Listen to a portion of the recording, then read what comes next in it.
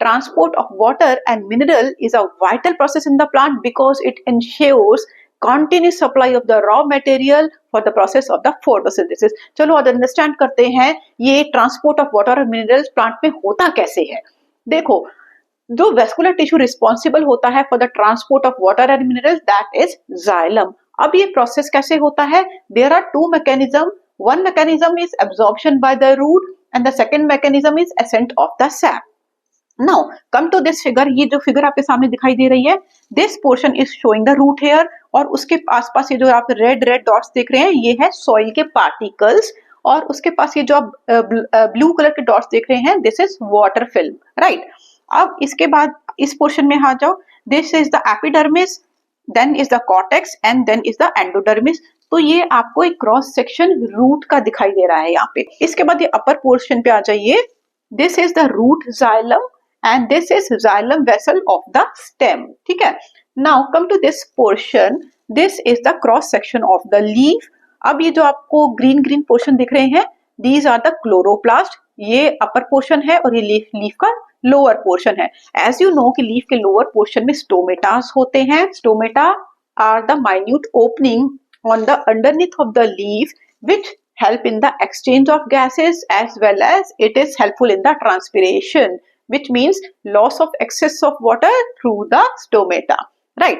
चलो अब अंडरस्टैंड करते हैं ये जो मैकेनिज्म ऑफ वाटर ट्रांसपोर्ट है ये किस तरीके से होता है। Let us understand absorption by the root. First ये कैसे होता है, तो इसके भी दो सब पार्ट है। First is the active ion Uptake and is the osmosis. Active ion Uptake का क्या मतलब है? नाउ हियर यू कैन सी ये एक रूट हेयर है, इसके आसपास सॉइल है और सॉइल के आसपास वाटर की फिल्म है, right. Now what happens, water में वाटर के साथ साथ बहुत सारे मिनरल्स भी प्रेजेंट होते हैं, ठीक है।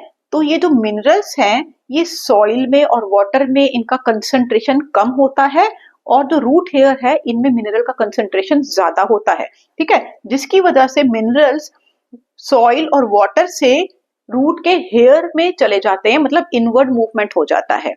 Now because of this movement of minerals from the soil within the root hair it creates a kind of difference in the concentration of the ions। अब ये जो difference create हो जाता है concentration of ions का, उसको balance करने के लिए एक और प्रोसेस होता है which is known as osmosis।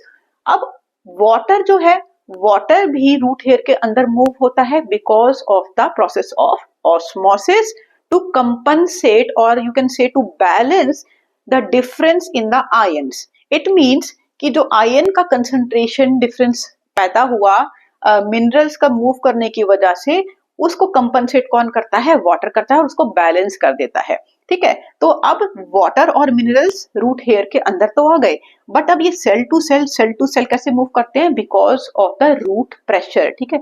Root pressure की वजह से this water and mineral move from cell to cell, from epidermis into the root cortex and finally reaches the endodermis and then it reaches the root xylem।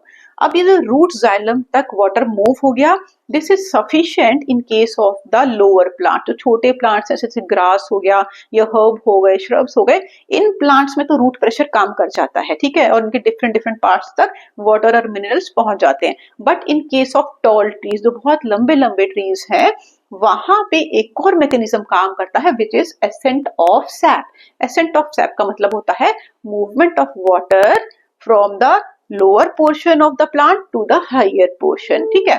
अब इसके भी दो points हैं, first is the transpiration pull and the second point is cohesion and adhesion. अब transpiration pull क्या होता है? Now come to this portion, ये जो आपको क्रॉस सेक्शन ऑफ लीफ दिखाई दे रहा है, come to the lower portion of the leaf, here you can see stomata. ये स्टोमेटा है, इसके साइड में गार्ड सेल्स हैं, और ये जो ग्रीन ग्रीन है ये आपके क्लोरोप्लास्ट है।